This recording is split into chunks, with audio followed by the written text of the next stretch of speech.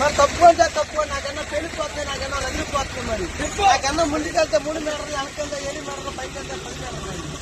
నాకన్నా ఆఫ్ చేయమంటారా, మోపు చేయమంటారు. ఆఫ్ చేస్తే 6 వేలు, మోపు చేస్తే 3 వేలు. కానీ చేతి గారు అలాగే మనం వచ్చేసాం మన పెట్టల ద్వారా వచ్చేసామండి.